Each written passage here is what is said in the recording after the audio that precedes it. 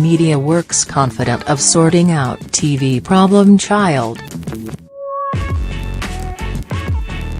May 30th, BusinessDesk, MediaWorks Investments, the free-to-air broadcaster owned by private equity firm Oaktree Capital, is confident a new strategy will turn around its television business after a poor performance in 2016 drove the bottom line into the red.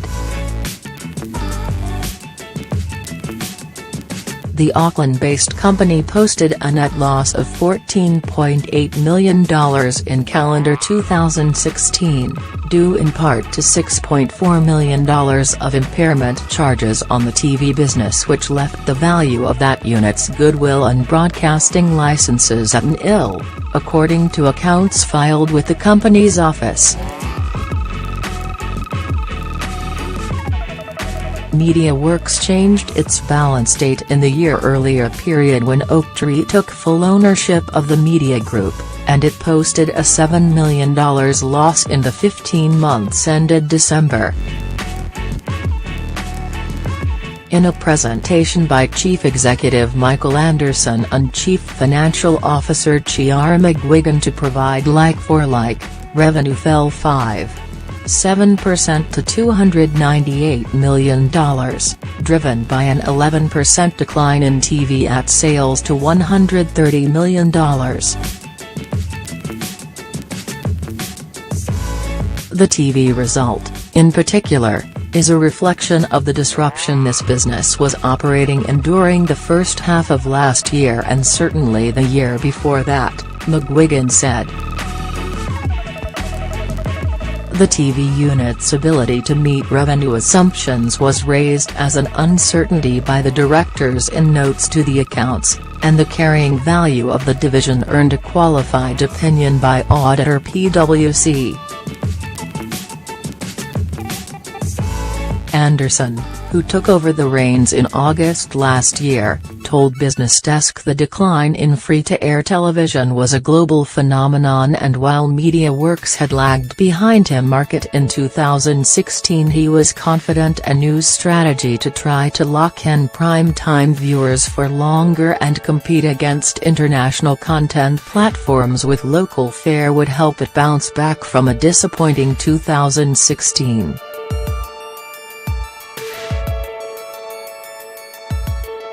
While MediaWorks only had $10.3 million of program rights commitments coming up in the current year, Anderson said local content wasn't cheap, but that there were opportunities to grab market share to grow top-line revenue.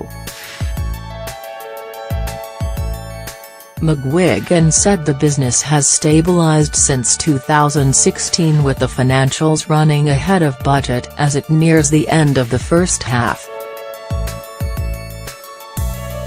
"We're confident and comfortable about where we're performing. There is a difference in our financials compared to last year, and in my opinion, that's a consequence of the focus and calmness that's come into the business," she said. Part of the decline in TV advertising was due to the closure of the TV4 channel and introduction of Bravo, which the accounts show required a $4.5 million investment from MediaWorks.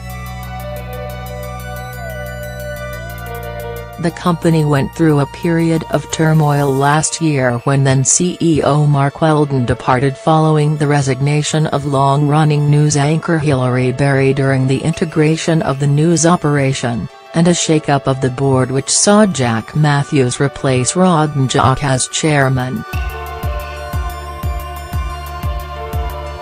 Despite the travails in TV, MediaWorks' radio business remained robust in 2016, with revenue largely flat at $156.9 million, while digital ad sales slipped to $11.1 million from $11.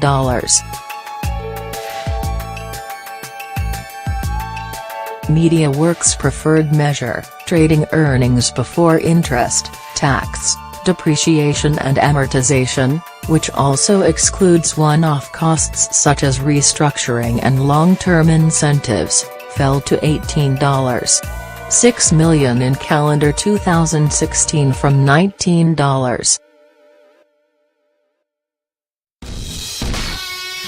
Oaktree continued to support MediaWorks with equity injections last year and pumped a further $8 million after the December 31 balance date, having funded new capital projects over the past 2 years. However, Anderson said there weren't any plans for new investments.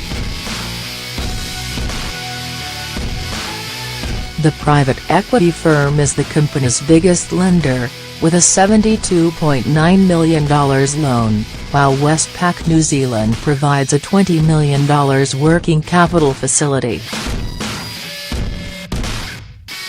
MediaWorks was in breach of interest cover and leverage ratio covenants, which required it to seek a waiver from Westpac, and McGuigan said she expects the company to be back within the undertakings by September.